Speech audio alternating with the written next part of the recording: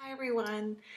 So 27 weeks this week, and for those of you who do not know, the 27th week marks the beginning of your 7th month and the last week of being in your second trimester. So it's pretty exciting. I find with the trimesters that the first trimester is, feels really short because you don't even know you're pregnant and for 4 weeks of it, and then you're sick and tired off. Then the second trimester to me feels really long. And the third goes by quick again because, instead of counting up the weeks, you're kind of counting down starting in the third trimester. And I've never even made it to 38 weeks. So it's a shorter, it's the shortest one for me. So anyways, I'm really excited about that. I have some notes to follow. First of all, varicose veins. So on my left leg, running from just above the knee down the calf on the inside is this massive varicose vein, and it's gross. Now, I'm fair skinned, so I'm one of those people that you can kind of see veins every once in a while anyways. And this one, you can see, the little like bluish color normally. With each pregnancy, it has popped out. It just has, like, just because your varicose veins or your veins naturally become a bigger issue. That's why you get hemorrhoids and spider veins and varicose veins. So if I will put my feet up and elevate them, it basically goes away. But if I'm standing for a long period of time, it actually like pops out a little bit. It's really gross, really unattractive. Well, this pregnancy, the darn thing, is a little bit worse. And now this is my knee, the top and bottom. This section here where the vein runs down, spider veins are occurring over top of the varicose vein. Now, spider veins are very common in pregnancy as well. And for lots of people, they will actually go away once you're done your pregnancy. With Phoenix, I think I had them on my stomach, every like little patches here and there, and they completely went away. So I'm really hoping these do too. But, especially this one part, so you have like this blue vein and then these purple spider vein clusters. And I'm like, oh, I really hope it fades a bit afterwards because it is ugly. But at least it's on the inside of my leg instead of the outside of my leg. So anyways, that I've been watching it for a bit and doesn't seem to be getting any worse, but it's still really gross. Breathing, I am finding to become a little more difficult as my stomach expands and things shift. This past week I had my cold and I couldn't breathe through my nose, and just how the baby was positioned when I'd be lying down, it was like my lungs were being like collapsing and being squished. So once again, sleeping elevated. I'm starting to get used to it. And because between acid reflux and this breathing issue, it's like, seems to be almost every night I'm elevated. But it was really weird. It was like I couldn't even almost catch my breath. Like I couldn't get air in. It was really odd, but that's subsiding. Every night at about 9:30, this baby goes crazy and just kicks and punches and does this like kung fu stuff in me for about a half an hour every single night. It's like our little bit of time together. I can count on it. If I want my husband to feel it or if I want to tape it, I know that is the time to do it every single night at 9:30. And then another thing with that. Okay, you have to wait till I'm done the video and then I'll get you lunch, okay? I'll call you down, all right?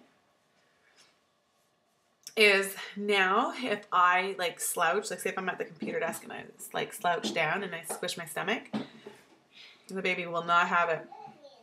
It's like, nope, not enough room for me, and just starts kicking and going crazy. And it's like, make room, mommy, sit up straight. Finding that ever since the flu and the stomach bug, I'm finding that it's difficult for me to drink a lot of water. It's strange because I've always been a really big water drinker, like ever since I was a teenager. It was never a problem, and now I'm finding it really, really difficult. So I'm putting some, like, you know, like the little container where you squirt in, I can't remember the name, baby brain.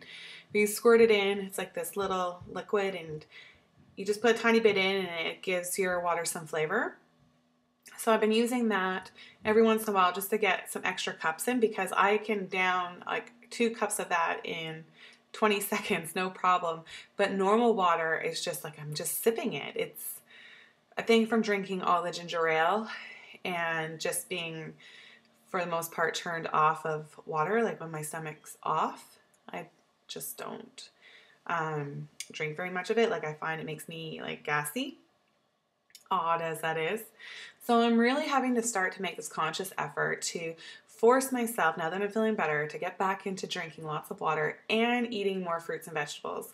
Because again, when your stomach is off and you're sick, vegetables can disturb it. And they're kind of like the last thing that you want to eat.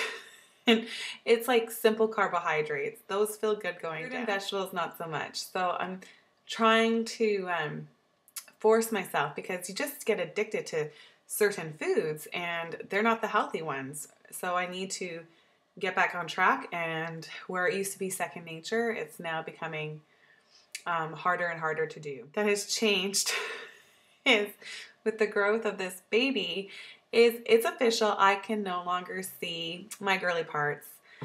The stomach is in the way. I can still see my feet, but I cannot see down there. It's so funny because you know it's going to come, and then when it comes, you're like, all right, here we are. That part won't be seen again by me until this baby is out, or unless I'm standing in front of a mirror. Things like putting on my shoes and cutting my toenails are starting to get a lot harder. I'm having to just do it differently because I just can't bend over and, you know, the stomach doesn't squish. I'll show you my growing belly. All right, 27 weeks. It seems to be sticking out more here now. Like last week, I pointed out that it's coming out from the top a lot more. Now it seems to be bulging out a bit more down here, but still hasn't dropped down at all. Oh. From the front, I really wish they could make these elastic pants not have a line on your t-shirt. It's so unattractive to have this big line, and then if your belly button's sticking out too, so annoying. You know, you think they could figure that out, put like that Spanx material or something. Have an invisible line. Turn this way, my smaller view. So coming nice and round. Still no stretch marks. Definitely a nice big medicine ball. I think they said that the uterus is the size of a basketball now. Mine definitely is. When I saw my OB like a week ago now, I guess, I asked her how I was measuring, and she says measuring 27 weeks. So I was measuring a week ahead, so pretty normal. So I thought I'd quickly grab some pictures to show you. I'm always talking about the comparison between my 3 pregnancies with how I'm carrying. So I just showed you my tummy. Let me just cover my uncle's face. I have a picture here of me at a wedding doing a belly comparison with my uncle. I can never do this. So many of you are so good at it.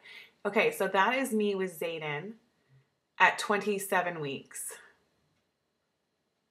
So I think larger. I think I'm larger with him. So that's a pretty good size belly. Now here I am with Venix at 27. Crazy? Much smaller. Normally this would be people's first pregnancy. And then what I have now, being in between the two, the second pregnancy, and Zayden, the third, but I did it backwards. So isn't that crazy how different your body is? Like I seem to kind of carry similar, although I am carrying rounder this time, but just the growth stages of different individual pregnancies. So those are me all at 27 weeks. So very, very crazy. We'll see how it ends up.